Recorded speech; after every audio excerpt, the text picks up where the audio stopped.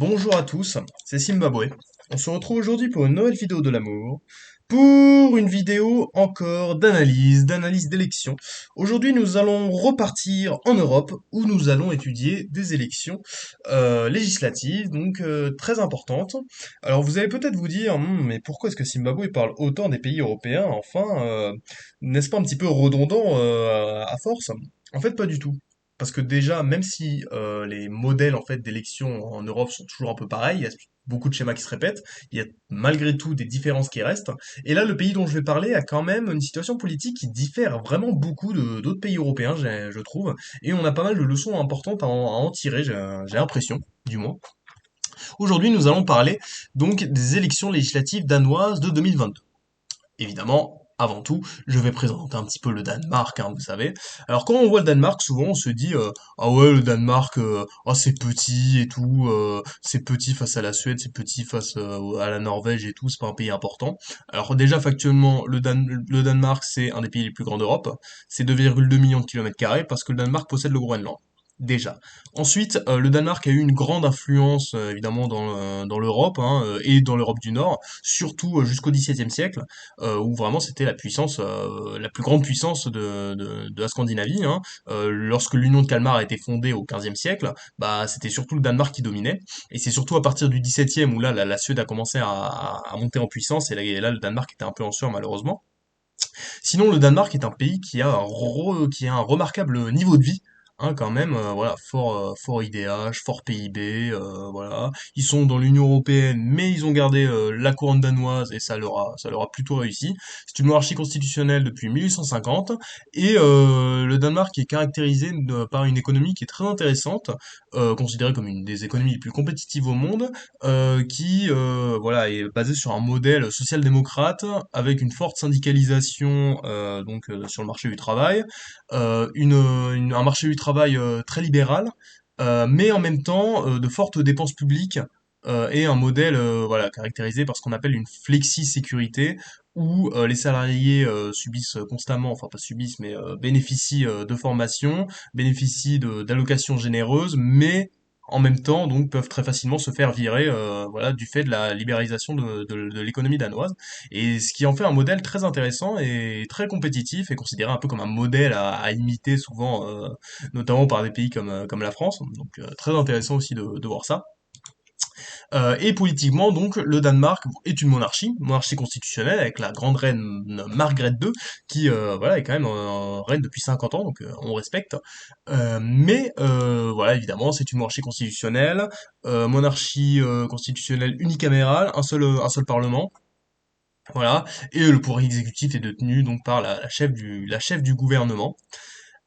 Si on regarde donc on va dire dans la liste évidemment dans l'histoire danoise, bon on va dire à partir de la Seconde Guerre mondiale, il y a la plupart le pays a été gouverné plus à gauche avec des sociodémocrates, puis ensuite à partir surtout des années 80, il y a commencé à avoir un peu une alternance entre la droite et la gauche classique, et voilà depuis 2019 donc c'est la gauche qui est au pouvoir avec la première ministre Mette Frederiksen.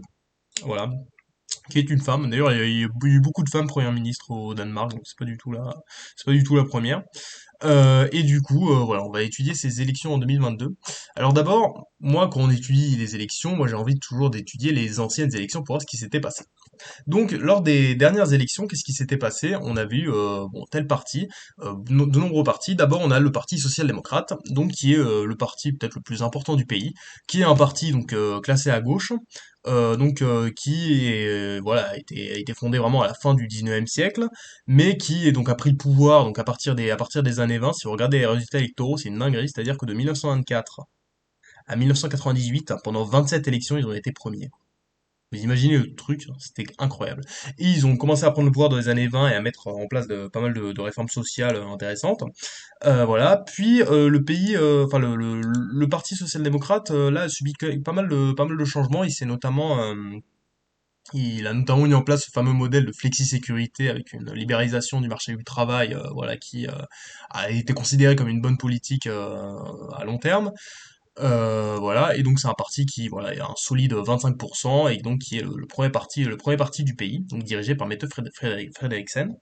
Le deuxième parti, c'est le parti qui s'appelle Venstre, donc qui est le parti libéral du Danemark, donc qui est un parti de centre droit, libéral conservateur, voilà, donc plutôt intéressant aussi, donc qui a aussi une longue histoire, qui a été pas mal dans l'opposition à partir de la Seconde Guerre mondiale, mais qui a réussi à arriver au pouvoir. Voilà, la dernière fois c'était avec le Premier ministre Rasmussen, donc voilà, un parti qui est intéressant aussi, donc de centre droit.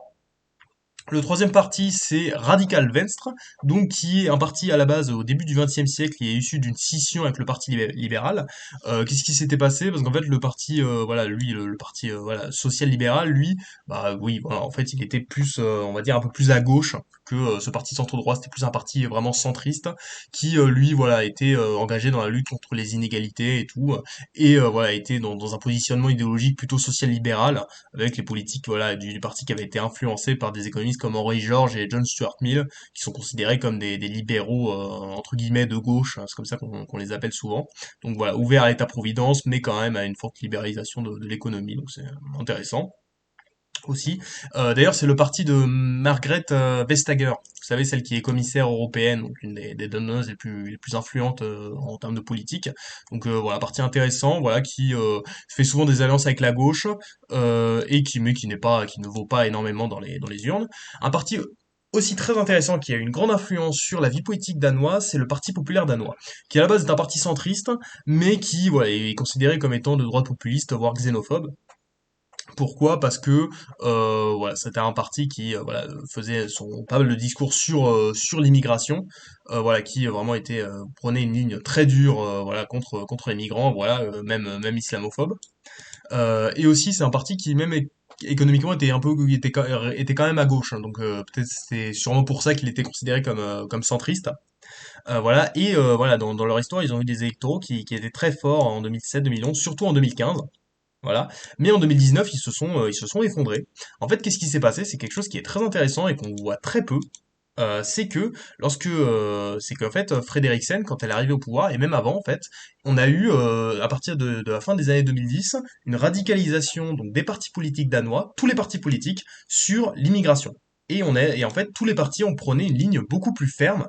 Et actuellement, le Danemark est un des pays avec la politique d'immigration la plus restrictive d'Europe. Quelque chose qui est très intéressant de voir quand même, parce que du coup, en fait, le Parti populaire, à partir de 2019, en fait, s'est complètement effondré. Pourquoi? Parce que les thèmes de l'immigration ont complètement été repris par les autres partis, et finalement, voilà, ce Parti populaire danois s'est effondré parce que, voilà, en fait, il servait plus à rien parce que les autres partis avaient repris ses discours. Et ça, c'est quelque chose qui diffère un peu, on va dire, des autres pays. Souvent, voilà, il y a souvent pas de grandes interrogations pour savoir comment faire baisser le score de l'extrême droite. Voilà, c'est souvent un peu une thématique qui revient dans les débats politiques dans toute l'Europe. Et ben là, en fait, les partis politiques ont repris les discours de l'extrême droite anti-immigration, et l'extrême droite a baissé. Mais souvent, on considère que justement reprendre les thèmes et les discours d'extrême droite, en fait, ne font que renforcer l'extrême droite. Et ben, dans ce cas-là, c'est pas vraiment ce qui est arrivé dans les urnes. Donc c'est voilà quelque chose qui est intéressant et qui diffère des autres pays. Donc je trouvais intéressant de le noter. Et ça diffère aussi de l'Allemagne, où l'Allemagne, en fait, l'AfD a baissé, mais pas vraiment pour des questions pas vraiment parce que la CDU a mené une politique anti-immigration. Pas du tout. Là, c'était pour d'autres raisons, parce que l'AfD s'était radicalisé. Donc on a extrême droite qui baisse, mais pas pour les mêmes raisons, et voilà, c'est quelque chose voilà, c'est une des motivations qui me poussait à faire cette vidéo, voilà, sur ce phénomène Parti populaire danois qui baisse en popularité parce que il est repris parce que ces thèmes sont repris par d'autres partis. Sinon, en autre parti, on a le Parti populaire socialiste danois, qui lui est un parti plus à gauche, enfin vraiment à gauche, donc influent, on va dire un vrai parti socialiste, parce que le parti social-démocrate, voilà, est quand même largement acquis à l'économie de marché. Donc voilà, un parti voilà qui vaut 7%, donc pas très influent, mais qui est dans les coalitions de gauche. Et sinon, on a un autre parti, donc voilà, qui lui aussi est liste de l'unité, qui lui est encore plus à gauche, voilà, donc plus eurosceptique. Et sinon, un autre parti conservateur au Danemark, voilà. Et sinon aussi, en fait, si on regarde le mode de scrutin, alors c'est un mode de scrutin qui est très intéressant parce qu'il y a 179 sièges à donner, et on a un mode de scrutin qui se fait au niveau de circonscriptions régionales. les gens votent. Ils ont le choix de faire des votes préférentiels parce qu'on vote pour des listes, mais on peut faire des votes préférentiels pour faire remonter certains noms au-dessus d'autres. Donc c'est un système qui est intéressant, un peu compliqué à comprendre, mais ce qu'il faut retenir, c'est que globalement c'est un système de vote par circonscription, mais finalement il y a quand même un lissage qui est fait avec une dose de proportionnelle et ça permet des résultats relativement représentatifs. Donc c'est très intéressant. On a de forts taux de participation au Danemark, ce qui montre en fait que la démocratie est forte là-bas. Et aussi, il faut avoir un seuil de 2% pour être représenté au Parlement, ce qui fait qu'on a plein de petits partis. C'est-à-dire qu'on a un petit parti écologique, on a un parti qui s'appelle la Nouvelle Droite, qui est un parti aussi d'extrême droite anti-immigration comme le Parti populaire danois. On a l'Alliance libérale, un parti très libéral, voire libertarien, donc voilà, de tout pour varier. Voilà. Et du coup, en fait, pourquoi est-ce qu'il y a de nouvelles élections? Ça, je vous l'ai même pas dit. On est à 10 minutes de vidéo, je vous l'ai toujours pas dit. Mais en fait, qu'est-ce qui s'est passé? Il y a eu un énorme scandale qui est apparu au Danemark. C'est que il y a eu ce qu'on appelle l'affaire des visons. Alors, qu'est-ce qui s'est passé? Pendant la pandémie, le Danemark avait une très bonne politique. Là, de ce côté-là, il n'y avait pas de problème. Mais il y a eu une rumeur. Voilà, la communauté scientifique, en fait, expliquait que le vison pourrait être un des responsables un porteur du virus, des variants du virus. Et du coup, le gouvernement danois a pris peur et Mette Frederiksen a ordonné l'abattage complet des visons, c'est-à-dire 15 millions d'animaux. Parce qu'il y a beaucoup de visons au Danemark, et du coup, 15 millions de visons ont été tués, ce qui est quand même énorme. Et ce qu'on a appris, c'est qu'en fait, ça avait été ordonné de manière complètement illégale. Et du coup, ça fait plus d'un an que cette affaire a éclaté, mais elle suit complètement la politique danoise, et la première ministre Frederiksen est complètement critiquée pour cette affaire. Et elle a été carrément obligée d'appeler à de nouvelles élections parce que le parti je sais plus, je crois, ouais, c'était le Parti populaire socialiste bien à gauche, donc voilà, voulait voter une motion de censure avec la droite. Du coup, on a de nouvelles élections.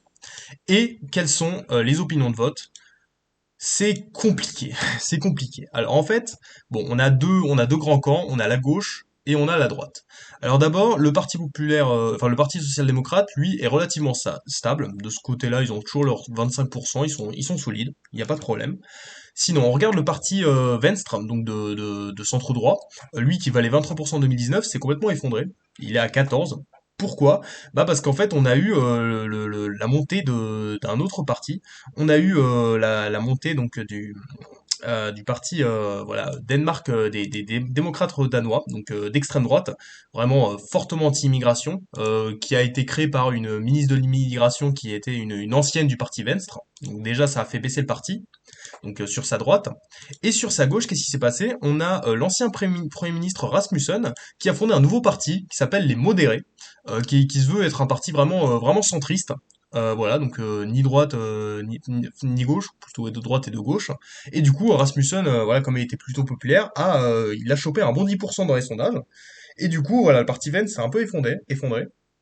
Sinon, on voit que le parti des Danish people, voilà, des anti-immigration, c'est voilà, est clairement bien moins fort qu'avant, à 4%. Mais c'est parce que voilà, il y a aussi le parti des démocrates danois qui est à 6. Donc ça, c'est intéressant. On voit que le parti libéral aussi, donc presque libertarien, c'est quand même a quand même pris du poil de la bête parce qu'ils sont à 7-8%, donc ce qui est intéressant. Voilà. Et sinon, dans les partis de gauche, on a le parti écologique, voilà, des Green Left, qui vraiment fait une bonne campagne là et est à presque un 10%. Et du coup, la question que vous allez me dire, c'est mais Zimbabwe, mais qui va gagner? Bah, la question, en fait, ce sera sûrement là, les projections vont plus vers la gauche. Aussi, tout dépendra de Rasmussen, qui lui, avec son parti des modérés, en fait, risque, avec son petit 10%, d'être clairement le faiseur de roi. Voilà. Donc faudra voir si Rasmussen acceptera de gouverner avec la gauche ou avec la droite. On sait pas du tout. Perso, je pense qu'il irait plus avec la gauche, avec les sociodémocrates, avec les sociolibéraux. Ça me paraîtrait plus logique que d'aller avec l'extrême droite. Mais on n'est pas encore sûr. Mais en tout cas, c'est très intéressant de voir ça. Aussi, est-ce que la percée donc du parti Green fera que la politique d'Annos sera plus à gauche? Sinon, on voit que pour l'instant, en fait, la rhétorique anti-immigration reste quand même prégnante dans tous les partis, et ça n'a pas vraiment l'air de changer de ce côté-là. Reste à voir aussi si Mette Frederiksen pourra rester au pouvoir. Je pense qu'elle arrivera à gagner les élections, je pense. Donc je pense qu'elle restera au pouvoir, mais en tout cas, c'est quand même très intéressant de voir ça. Mais donc voilà, je pense que Mette Frederiksen gardera le pouvoir et donc pourra continuer sa politique. Mais en tout cas, voilà, il y a quand même la percée de l'immigration, notamment de ce nouveau parti qui pose question. Et reste à voir combien feront les modérés. Donc voilà, c'était très intéressant comme vidéo. Donc ça me paraissait pertinent de parler du Danemark parce que c'est vraiment un modèle dont on parle peu et qui a des résultats très intéressants. Moi, sur la baisse de l'extrême droite, c'est quelque chose qui me fait un peu tilter, quoi. Voilà, ça pose question. Et aussi vraiment sur la multiplication des partis, parce que ce parti, il n'existait pas, ce parti, il n'existait pas, ce parti, il prend une percée et tout. Enfin, il y a un peu tout qui change rapidement et beaucoup de partis. Mais malgré ça, beaucoup de partis restent quand même très ressemblants, quoi. Entre le parti, voilà, des démocrates danois et le parti populaire danois, bah, ça se ressemble beaucoup. Entre les sociodémocrates et les sociolibéraux, bah, la différence, elle est difficile à voir. Entre eux, voilà, les écolos et les socialistes, c'est aussi compliqué. Mais après, c'est aussi ça qui est intéressant. Enfin, on se demande parfois pourquoi est-ce qu'il y a autant de partis. C'est sûrement que les Danois aiment ça, ils votent pour, de toute façon. Donc voilà, c'était Zimbabwe. Merci d'avoir regardé. Bisous.